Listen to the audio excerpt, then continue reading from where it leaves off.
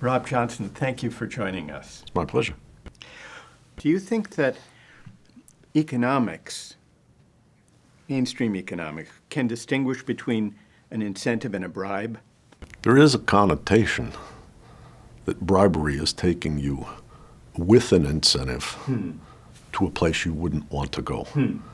Whereas if you're going to a place that satisfies your desire and you're being paid for it, right, or you're not recognizing the value of it and responding to the price incentives, how do you say, vault you onto a different trajectory. I guess you can see the incentive working the same in both places, but in one case you might be overcoming your conscience with the temptation of the bribe. In the other case, you might just be moving more rapidly onto a path you should be on. Well, let's take a path people should be on to do with health. There are companies, including some health insurance companies, that offer people cash to lose weight, let's say, if they're overweight, or to quit smoking. Now, they're trying to get them to a place where they ought to be anyhow, for their own good. Is that a bribe? Or is that just an incentive to get them to quit smoking or lose weight? Well, I don't know. You would say it's an alteration of their behavior with the price incentive. Right. Whether it's a bribe in the sense that I described it, Yeah, which is taking you in a negative direction, it's different to say it's taking you in a negative direction than saying it's taking you in a different direction, which might redound to your benefit. I don't believe, by the way, the consumer model of economists that everybody just does what's best for them as though their knowledge and their preferences. I don't think that's how humans operate. I think humans operate on an unconscious emotional basis, and they have self-destructive impulses potentially at times. if people don't always do what's best for them, is it better to try to bribe them to do what's best for themselves, as in the health case, or to educate them? I don't know what works. I It's a don't know. I mean, practical there's a very deep philosophical question there. I saw in the book Conflict of Visions, Thomas Sowell had explored this. I read this years ago about people doing things. He was talking about the market.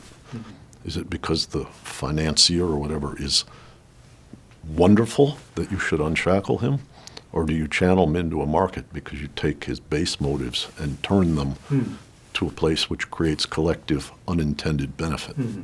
And so I don't really, how would I say, I don't see a clarity about the relationship between price incentives and moral behavior. And I also don't see a validation of markets, meaning supply intersects with demand, therefore the market is providing the service. Depends on what's in demand. Is it self-destruction in demand? Is it cruelty? Is it sadism? Where do those preferences come from? Without knowing that, we don't know what the market's delivering to society. Does economics provide us a way of evaluating the preferences that underlie demand? I don't believe so. I think you have to go into much deeper sense of psychology. I think economics pretends with its outcomes that it's delivering based on what you might call the aggregations of personal freedom, something that is the best. It's not clear to me that constraining the bad and letting the resulting demand with constrained bad isn't better for society.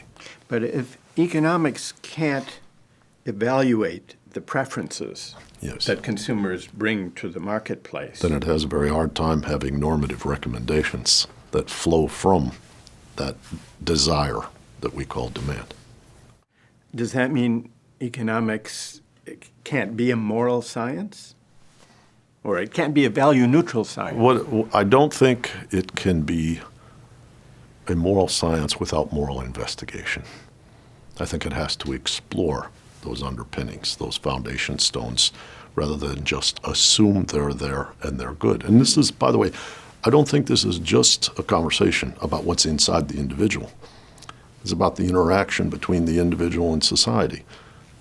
what's in my impulses might be what you might call my desire, my demand, and might be good for me, but it might come at the detriment of other people.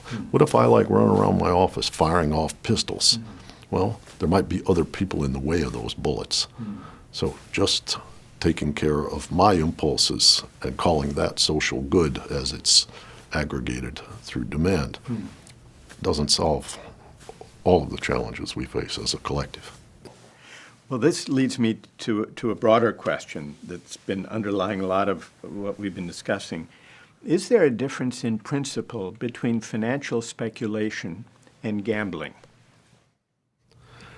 In principle, financial speculation is allegedly related to the underlying process of capital formation, productivity growth, and the well-being of all society. When it takes on many different forms, extreme forms, it seems to be less and less linked with that purposefulness. And where it really becomes quite haunting for a society in a time like right now is that we offer lots of protections to stabilize and support and subsidize that financial system in the name of the social process of capital formation, productivity growth, and enhancing society's well-being. There are lots of problems right now. One is that productivity growth has been taking place, but a large portion of the population haven't seen their wages and compensation grow with it.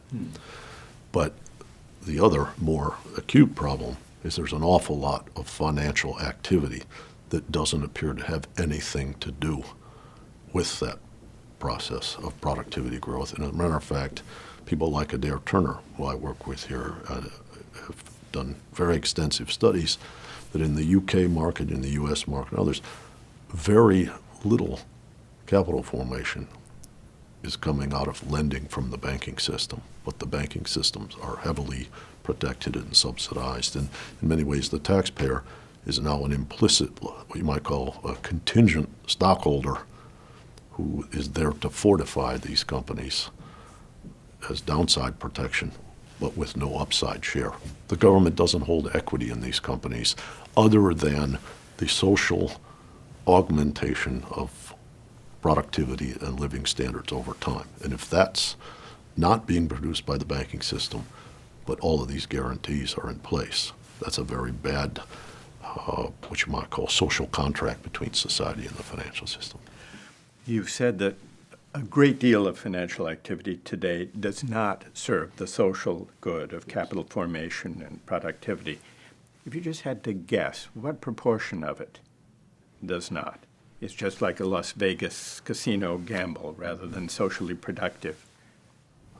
Well, I would say in the era of financialization, I can't give you a precise number. But my order of magnitude is not 3% with 97% good.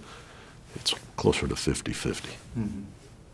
There's a whole lot of unproductive finance now, and that's my subjective suggestion. I haven't proven that to anyone's satisfaction, but I just see a lot of ridiculousness. I see a lot of predatory activity. Now, you yourself come from the financial world. Yes. What led you to leave?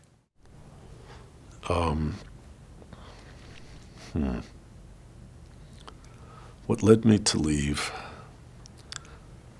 was there was a point in my life where I thought the distilled energy of making money, called freedom, I had achieved. And I wanted it to be a chapter, not the book, on what I did with my time on Earth. And I felt quite fortunate that things had gone well in that scorecard, that narrow scorecard of making money, which allowed me to pursue other directions.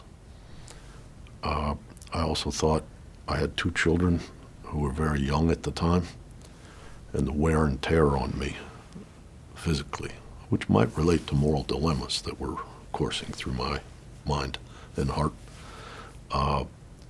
were taking a toll, and I wasn't as attentive to them as I would like to be.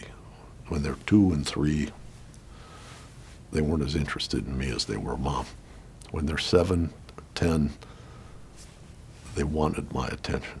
And it haunted me to think that my 2 children, their names were Nicholas and Natalie, would go through, like pass out of my life, be grown and gone, and I wouldn't have given them that contact.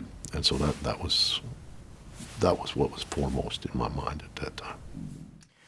Some economists make a kind of general presumption in favor of markets as follows. They say it's all well and good to rely on altruism or civic virtue or generosity, but these sentiments are scarce commodities that are depleted with use.